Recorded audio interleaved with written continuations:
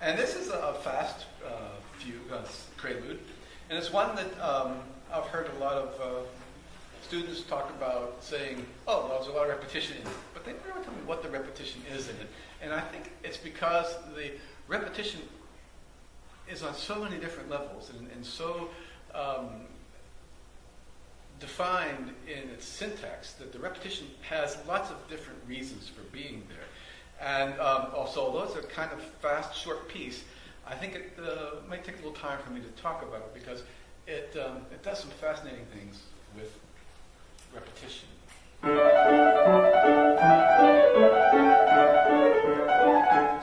But anyway,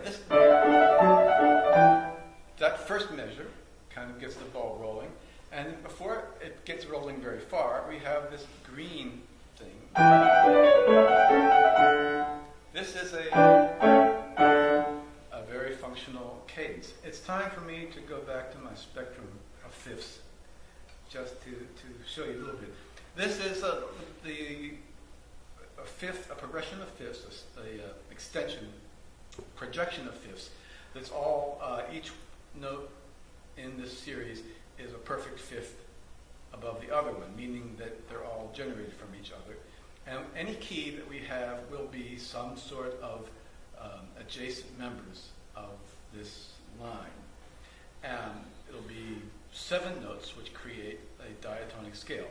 For example, if I'm talking about D major, and here's D, the projection of fifths that's included in that key is the flattest note being G, through D, the sort of the parent note, I call the G the grandparent, and then the child, and then the grandchild, and then the great-grandchild, and the great-great-grandchild, and the great-great-great-grandchild, which is the leading tone.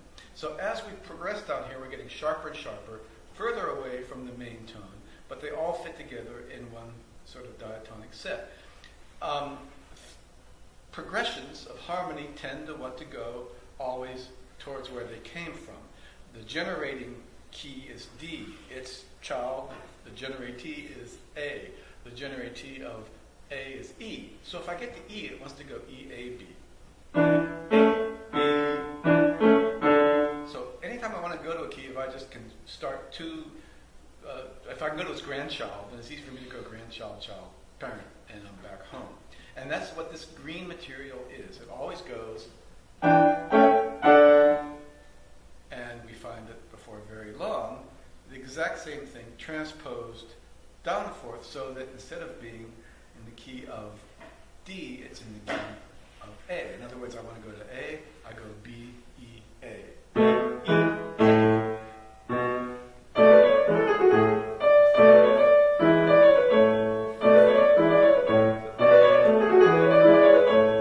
So, this measure and this measure are exactly the same, except that this has been transposed. So, the first 5 measures, and this is another wonderful thing about Bach, it's not a 4-measure phrase, it's a 5-measure phrase. It goes preparation measure, cadence measure, 2 preparation measures, which are actually leading us using this sharp. That's the one that's the new note that's going to the key of A major. Using this key to set up this cadence, which is now 1 measure later. So when you listen to this phrase, you're going to hear 5 measures. 1.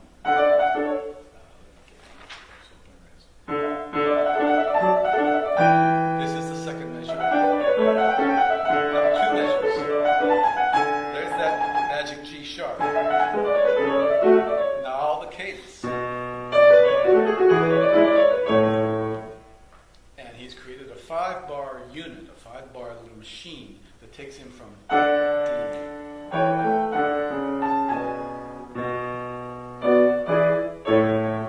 to the key of his child, A major.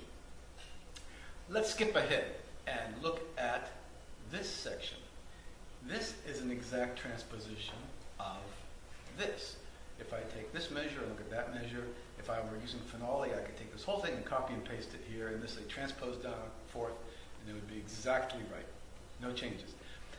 What's interesting, though, is we're not machines. We're human beings, and when we hear this, we don't hear, oh, it's just the same thing all over again.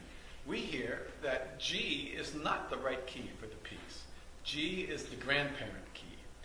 And when we have this particular material come back again, it doesn't sound like it did at the beginning. It sounds like we're starting from a place we've ventured away to and coming back home.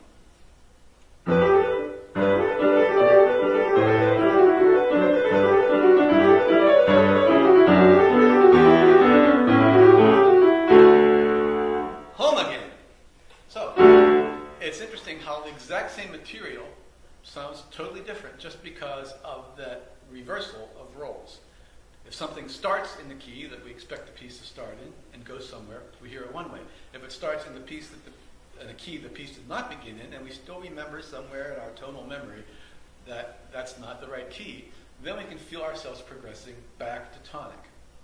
So, though that's a very obvious kind of repetition, here's something that's a little more obscure, perhaps.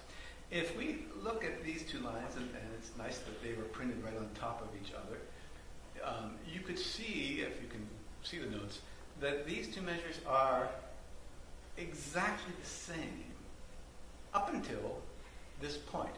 In other words, I could start here and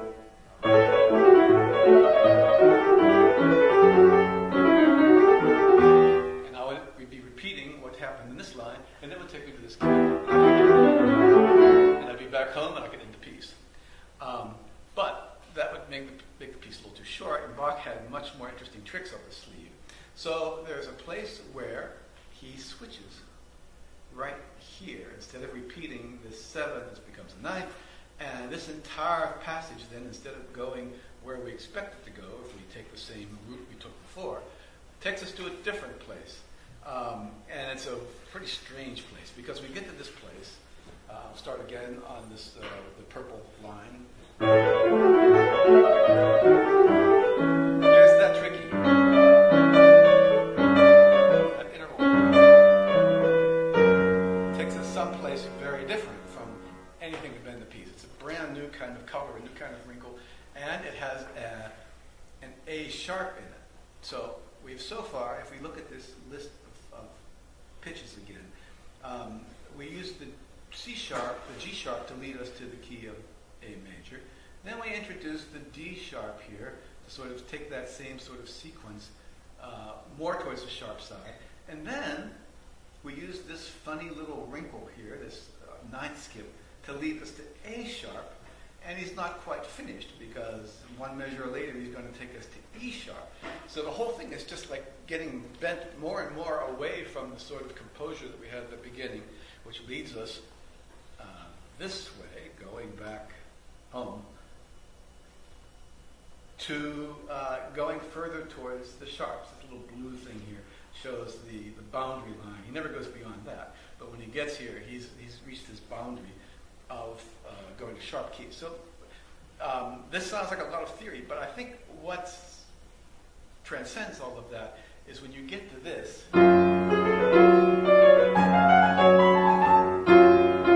that's an E sharp. And you don't have to know any theory at all to recognize, especially because it's against these F sharp pedal tones. Bach really puts it right out there where you can't miss it.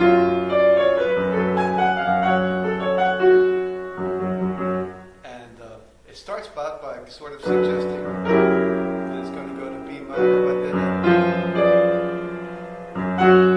it ends up in F sharp minor. So you've got to hear this purple passage since we've been talking about it.